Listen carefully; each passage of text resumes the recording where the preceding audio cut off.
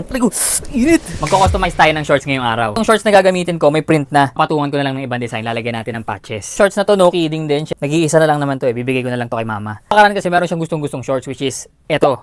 Gustong-gusto niya yung design yan. So naisip ko, bakit kaya di ko na lang siya gawan ng mas unique pa dun. Tara, gawin na natin. Let's go. Tara, uwi tayo at sa bahay ko na to gagawin. Dahil nandun yung heat press ko.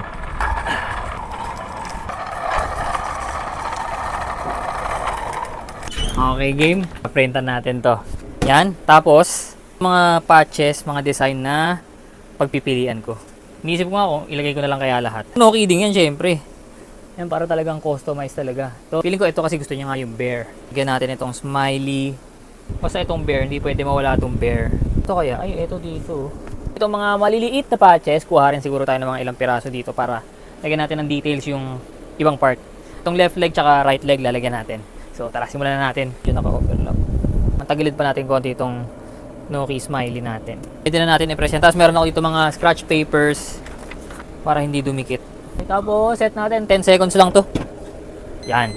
Okay. Yun ang sinasabi ko. Bang, ayos. Yan. Ayos, ganda. Iniwan ko yung reflective na print niya para may mga sumisilip na reflective. Okay, tapos lagay tayo ng konti lang dito sa may right side. Init dito sa harapan, fairness ha. Dito, tsaka ito. Masaya na ako dyan sa arrangement na yan. Okay, ulit. Okay. Yun, ang ganda. Bang!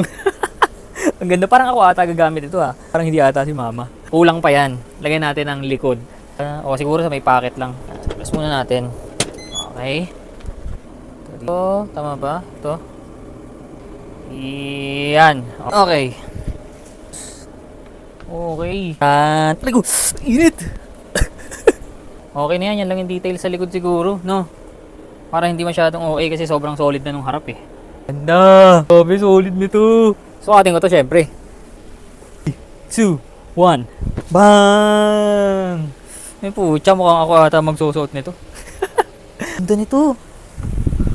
Ako naka low waist pa kasi ako, pero siya panigurado suotin niya to naka high waist, ganyan. Be-belt. Pareho lang kasi kami ng size ng ng pants. So, hindi ko okay to. Tsaka maganda doon, magagamit ko rin. Aha. Kaya natin likod. Likod. Eh, ganda. DIY pang sarili lang ata to, pero parang pwede rin ibenta eh, no? Yung next na gawa ko, ibang design ulit, para at least puro one of one. Parang ito naman ata anti-tripin ko ngayon. Mag-customize naman ng mga jorts.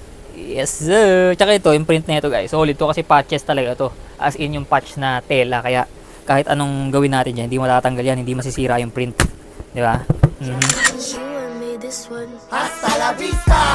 Alam po ng pera, tagal natin hindi nagkita balita. Kumapit ka muna ako yung bida.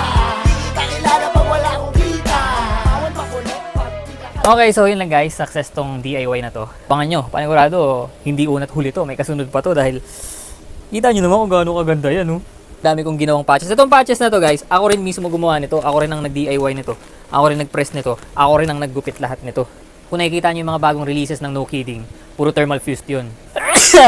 Na, abangan nyo yung next project natin, paanong style naman yung gagawin. Panigurado, collage pa rin na style, random designs, pero ibang design naman. Ayos. Benta rin kaya ako nito. Pwede, no? Pero, yun lang guys. Pag-isipan ko muna, and yun lang. See ya!